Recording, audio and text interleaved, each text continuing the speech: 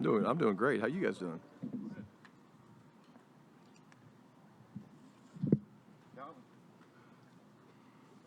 Morning.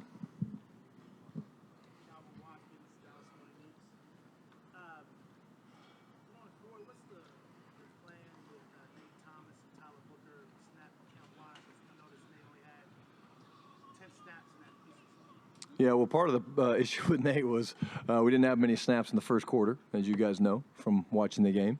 We didn't start very fast as a football team. But again, we're going to go through those, Calvin, here in the next couple of days and have a plan. What I would say to you guys, the biggest thing for us that I'm excited about is we got 2 padded practices on Tuesday, Wednesday, a little practice before we get out of here on Thursday. So we got a little heavy lifting this week, which is going to be great, and we need it. Subscribe to the theory that young offensive linemen need snaps, not so much in practice, but in live games before the start of the regular season. Yeah, I think they have to play some. I think what's the magic number? I don't think that there is a magic number. I think we get some great work against our guys every day. But, I do think that they need to play some. I think most young players need to play some. And I think you'll see that when you watch us line up against Baltimore this week. Clarence Hill, DLLS Cowboys. I know, as we always say, things aren't as good as they seem or as bad as they seem. What was your assessment of the preseason game after watching it again? Yeah, I think, I just went through this with the team, so it's obviously, pretty fresh in my mind. I think, we didn't start very fast, and think, the defense, the Rams won the toss. They accepted the ball. They went right down the field. We got to get better of getting off the field, 3rd and 4th down. We weren't great with that. I think, the offense obviously, threw it 6 straight times, and we wanted to sling it around a little bit with Joe. But again, we got to win 1st and 2nd down. I think that was a big part of it. I did not like our discipline. The penalties with the offense, 6 pre-snap penalties, that wasn't great. Some of the sideline substitution wasn't very clean. And then, the thing I talked to the guys about is seizing momentum. As you go through the preseason games when, you obviously want to win, but it doesn't go against your record when you lose or if you win.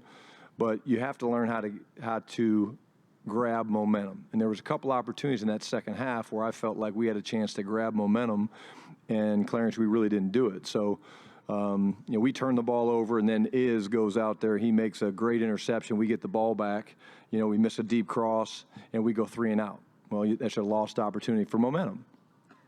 Then on the other end of it, we drive down the field, put together a nice drive early in the 4th quarter, score a touchdown, and make it a 24-14 game, and the defense goes out there and allows a 5 or 6 play touchdown drive. Like, momentum swings in the National Football League and in competitive sports is huge, and our guys need to understand how to maximize those opportunities because so much can be gained from swings and momentum and things like that. So I thought the guys played really, really hard. They really did. They competed hard, for 60 minutes, and definitely a lot of things to clean up. But we spent a lot of time today on the things that we need to improve, which I hit most of those as a general team. You talk about discipline, talk about sideline substitutions. Do you take that personally as the head coach? Of course. Yeah. I mean, to have 6 pre-snap penalties on the offense is awful. It's awful, and it's not going to be accepted. We're not going to allow that to happen. We're told the guys today, if you're going to commit pre-snap penalties, which means I can't line up the right way as an offensive lineman, I shave my motions, and, we're not going to play you. Why? Because why would you put yourself at a disadvantage and say, hey, I'm going to cost myself 5 yards here and next, and again, the officials did a good job. They were trying to warn us, and so we went back and we've defined again, second time, hit the define the way we talk about our offensive lineman, alignment, level 1, level 2, all those things, but if we're not a disciplined football team, that starts with me as a head coach and the coaching staff. One more thing. You said you're not going to tolerate it. How does that manifest itself? What does it look like not tolerating? Yeah, guys don't play. Doesn't mean if CD shaves, I'm taking him out forever. Yeah, I mean, let's be very straight about that. CD, don't shave wherever you are. Don't shave. But if it's a consistent habit and they keep doing it and you're trying to correct it and it doesn't get taken care of, then they don't understand, or they're just kind of saying, they don't see the importance of it. And my job and the coach's job is to make sure they understand the importance of playing with discipline, because why are you going to give up 3 yards? And I think of the 6, 2, I know for sure, maybe 3 were in the red zone. And it's like, okay, why were we 0 for 2 in the first half scoring touchdowns in the red zone offensively? Well, we get down in there and we push ourselves back. So that was definitely addressed. Brian Schottenheimer with ESPN, you told us last week that after the game you'll start thinking about the 53 with the group and things. Is there a worry at your cornerback spot? Well, I wouldn't say, Todd, that I think we start thinking about the 53. I think we got a long way to go on this thing. I think what I meant, or what should have been taken, was we're moving guys around on the depth chart because of the fact that we've got, again, 2 physical padded practices coming up this week. We've got another one on Thursday. We play a very physical team on Saturday against Baltimore at home opener, which should be a blast. But, it's premature for us to start thinking about the 53-man roster. I'll get to your question. But, to me, that's what this is about. Part of the process right now is, okay, these guys played well. This guy needs to get more reps. This guy gets a little bit less reps. We communicate that to them. Hey, here's why you're getting less reps. It's because of X, Y, Z. It's not a punishment. It said, hey, maybe this guy's doing better than you, or maybe you didn't play very well, and that's why. But in terms of the cornerback depth, I think, we're getting guys reps that need it. I thought, a guy like Booth, did some good things. Is made a beautiful interception. And I do think that we have some guys that hopefully will be back sooner than later. But right now, we're still in the process of competing every day. And then with Micah, as you get in later days out here, how do you guys challenge him to make sure he's staying on top of it when he's not practicing? Yeah, again, it's the meetings, it's the talk through, it's all those things that we've already addressed. And Micah knows the importance of having his mind ready to roll.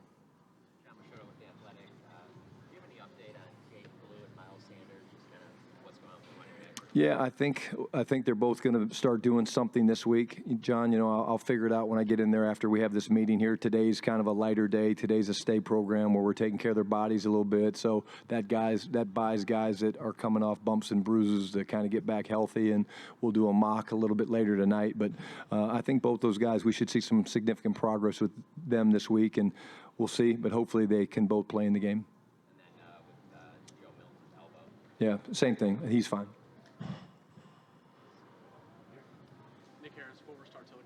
Your philosophy when it comes to these highly contested position battles, do you see more value in when it comes to preseason time, getting these guys a full game of reps, or is it, do you see value in bursts of reps, if that makes sense, or is it kind of position by position basis? I think it's position by position. We're thin at some spots, so guys have to play more.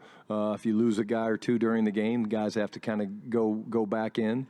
But again, the preseason games are one part of the evaluation. Again, I've said it 1,000 times, we can get a lot out of practice. And if we practice the right way, which we do, we'll get a lot out of that. And so the philosophy is more of it's a combination, and it's based a little bit on, okay, we need to see you play more football. You haven't played a whole lot of football.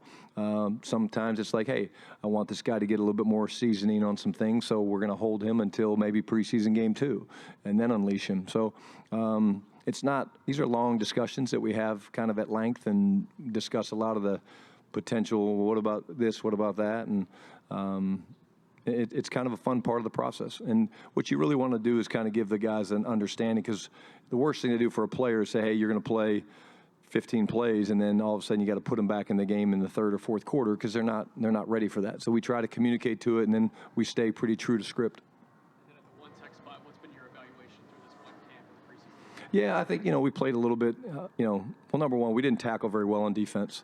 We're going to get back to doing a lot of tackling drills. I've talked to Flus about that. Replace some of the ball drills we've been doing, ball disruption drills. Just the hamstring tackle's not where it needs to be.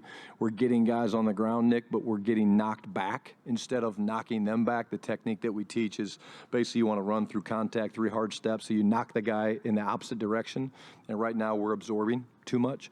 So that's the first thing. And then, again, we're not doing a lot from a front standpoint, but we can play lower, definitely, up front.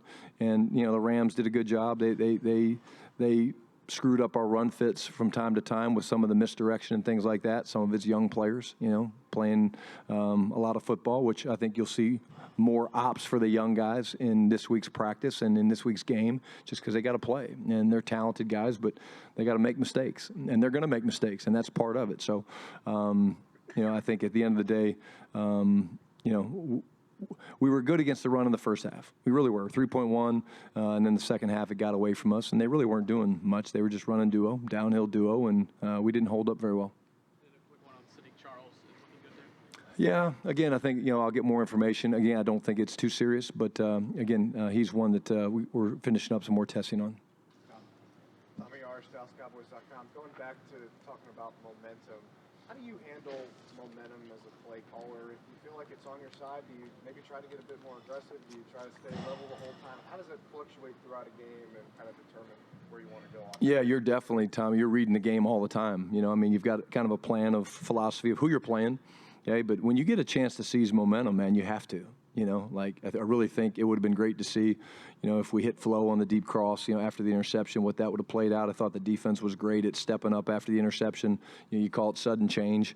They got to go back out there and they get the ball back for you. But it's kind of a feel for the game. It's the time of the game. It's the situation of the game. It's the score of the game. It's all those things. And but I'll say this: it's a very, very powerful thing when it comes to competitive sports and definitely football. TJ Bass and Brock Hoffman were the only two guys that played every snap for you. What did you make of them considering they were probably your two biggest depth guys on the line last year? Yeah, again, they played basically a full game, like you said. I thought they both did a nice job. They were a big part of us having success running the football. I thought the pass protection was good. We gave up the one sack. We got edged on the right side one time. I would say this, TJ, as a guard, looked terrific. We want to see him play a little bit more center, so we're going to play him some more at center this week. He was a little bit late with a snap or two in the red zone. It actually got loud down there in the red zone late in the game, so we had to go to silent count. But they're both playing really well right now, and the flex for TJ to have to go in there and do that, I thought he did a really good job for his first game, but we're going to get him quite a bit more work at center, so he's a little bit more comfortable in there. Joe Milton kind of talked about how he came out a little overhyped. You kind of talked about, hey, I'm still learning him a little bit as a play caller. Is there a way as a play caller you can kind of curate calmness with a quarterback? Yeah, for sure. And we actually talked about that with the quarterbacks, and it was just good, hey, how can I help you? He was revved up. A lot of those guys get revved up. First preseason game, want to go and set the world on fire, and it's not about that, and that goes for play callers too. Like, hey, let's go put 50 on these guys. It's like, no, not that. But I think, he settled down and he found his rhythm. And I kind of went over there and joked with him on a couple things. And in the second half, and that, talking to him, it kind of settled him down a little bit. And I think that's part of the relationship. And that's why you guys always ask about, the relationship with me and Dak. And, Joe's an incredible competitor and, such a bright future. But I'm still learning him different than Dak and how to communicate with him. And, really good meetings today with the guys. We talked a little bit last week about wide receiver 3. What are you hoping to see out of Jalen Tolbert as the rest of the week? Well, I think, JT's a guy that I like to challenge because I know anytime I challenge him, he steps up and accepts the challenge. Had a great punt return, got called back because of a penalty, the 20-something yard punt return. That was cool to see. I think the consistency of it. Anytime a guy comes out of off a season where he has 7 touchdown passes, leads the team, he's just a guy that's going to always do right. He's going to block. He's so selfless and such just a great teammate. And it's no surprise he was really trained by Brandon Cooks, because in reality that's what B. Cooks is. And it's just like the consistency that those guys play at and how they help you win. Sometimes it's not in the stat book or the stat line. It's just they do plays 4, 5, 6 a game that you're like, whether it's a block, whether it's a cover down, whether it's a catch on a third down conversion, and you go, man, we probably don't win the game if it wasn't for that play by JT. Dave Loffberg, 105.3 The Fan. Brian, so I'll go back to Friday. Typically that's a beanie day. See what the other team is doing, give them a look. You guys had a hard practice with the start. You just not like the day of 3 days off for those guys, or now 4 really? Yeah, that's exactly what it is, babe. Literally, thinking back last couple of years with the AAR, what happens is if you do the beanie day on Friday and your vets don't play, so Friday they kind of get it off. They don't play Saturday. The mandatory day off is Sunday. Today they come back in and you can't practice because the guys played in the game are sore, and you wouldn't do that. So the next thing you know, you're 4 days of not doing anything, and I don't believe that that's the best way you get. It's too long. It's too long a period for these guys to not be playing football. How do you get good at football? You play football. And so the way we structured the practice schedules, the guys not playing in the game or limited in the game, they got 24 reps, and the guys that were going to play quite a bit in the game got 12 reps. And so I think that's very manageable. I think the guys worked hard. I challenged them to work hard, and that's the formula we'll keep going with. Sham, Cowboys Radio 105.3 The Fan. Is Milton the backup quarterback? From the standpoint of, I know Cooper Rush last year he felt it hurt him that he didn't get to play more while you all were looking at Lance.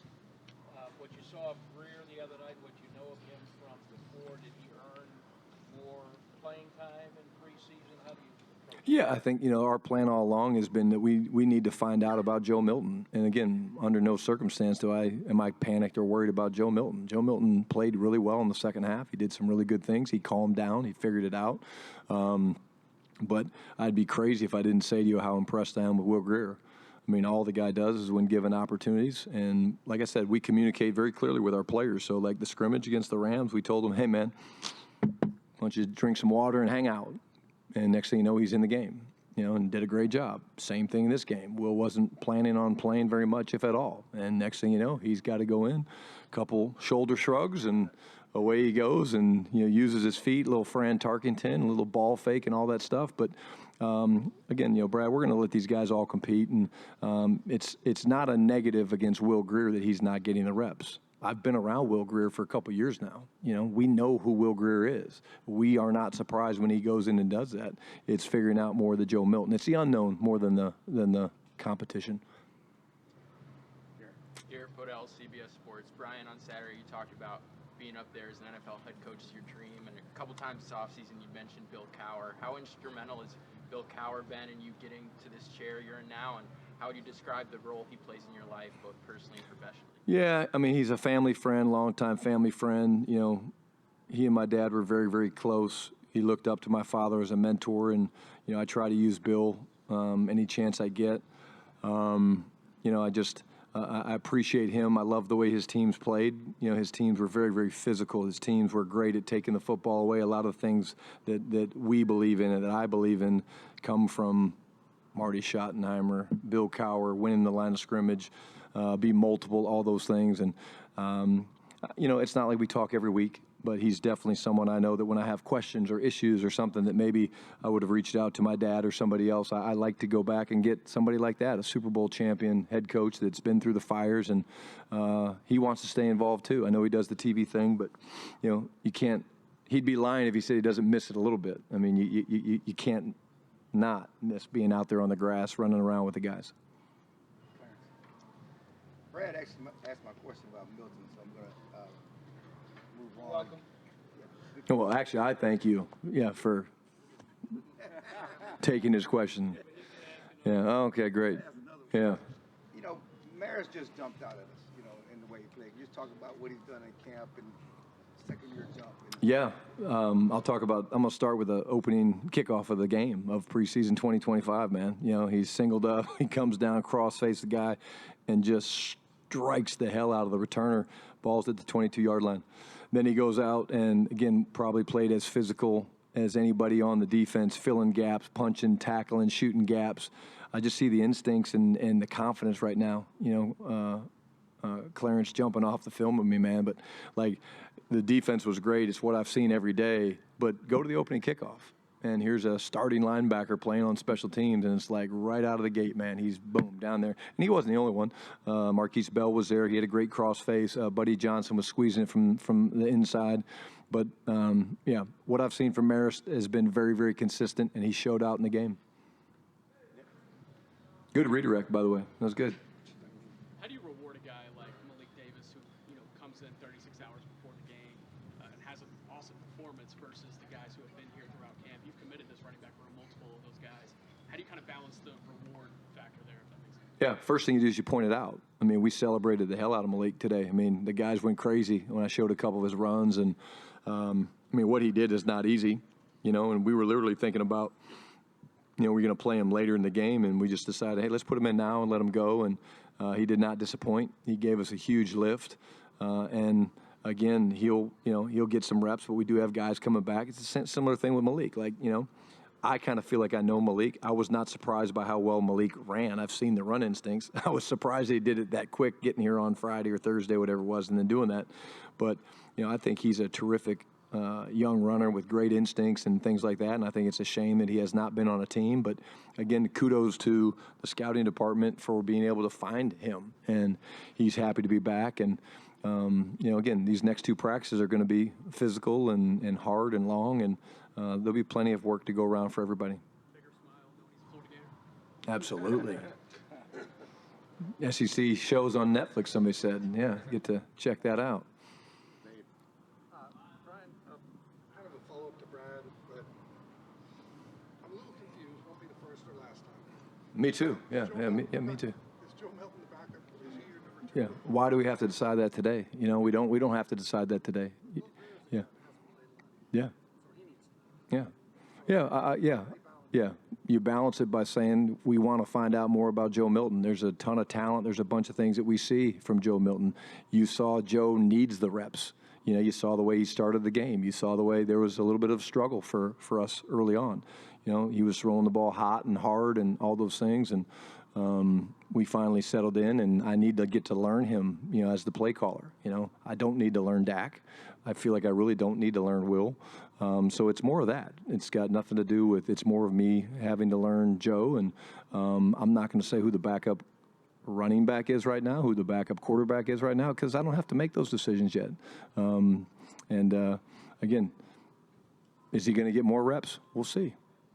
Along with that, when Will came in, he stepped up on the touchdown. Great play. And Joe kind of goes out the back of the pocket. Doesn't really help the tackle out a number of times. Is that something that you guys looked at and kind of showed? Yeah, we actually talked about it with Joe today. When you're playing a Joe Milton or a Josh Allen or somebody like that, babe, well, they probably didn't do this with you, but they're going to rush them differently. They're going to contain rush, where they're going to keep the edges wide so that you can't escape that way. So the escape path for an athletic guy like Joe or yourself would be to move up to go out. Yeah, okay, maybe. But to go up to go out, whereas other guys get rushed differently, guys that they don't feel are as athletic, they're going to run more games. But, yeah, they had a very specific plan for Joe, and he's going to have to learn to navigate and how to get through those pockets, and that's going to be because he's so athletic. You mentioned Netflix a second ago. There's a series coming out this week, I believe, with Jerry and stuff. You were in Florida when the 90s Cowboys stuff was going on. What did you know about them then? What did you see about them then, and what have you learned about them since you came down? Well, I've learned a lot. Since I've been here over the past couple of years, I've learned a lot. I'm excited to watch it because it's obviously an incredible story and incredible tradition. And, I think looking back now that I know some more of those guys now, Todd, it means more to me. Like when we had the Legends Day and all those guys came back and I got to be around, spend time with Michael Irvin, spend time with some of those guys that were on those teams. I think it makes the story for me, the storyline for me, even more exciting because I'm developing relationships with those guys and learning to care about those guys. And, of course, I care about, the guys here that were part of those teams and winning championships. But anytime you can celebrate success and Super Bowls and you want to do that. But what I think will be really cool as well is some of the things the stuff they had to deal with that wasn't great, because that's going to happen as well. There's going to be issues. There's going to be problems with different issues, and you're going to have to address it. And I think they proved that you can do that with the right connection and brotherhood. Certainly got to have great players. Yeah, I think it'll be a great watch. I don't know when I'll find time to do it. Maybe on a road trip somewhere or something like that. But, yeah, I think it should be very entertaining, to say the least. Coach, you told us, Michelle Montaigne, WFA, you told us that you were a little bit emotional pre-game, talked to Jerry for a while and whatnot.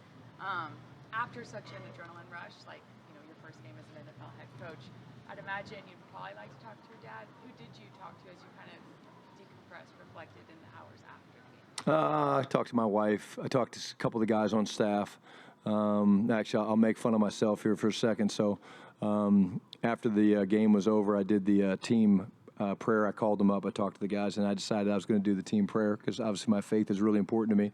Well, I went straight Ricky Bobby on them, and I actually cursed. Yeah. Okay, I cursed. I think I asked God to help us in the red zone. Said damn, we left some opportunities out there. So I fired myself from doing the post-game prayer. I will not be doing that anymore. But we played the clip for the guys. I said, hey, let's talk about accountability. because we got to address this. We got to get this fixed. And we played the whole clip of Will Ferrell at the kitchen table doing the prayer, where he's talking to baby Jesus and all that stuff. And I think everybody knew, because I think Sam Williams was like, afterwards, he said to Dak, he goes, "Can you swear during the prayer?"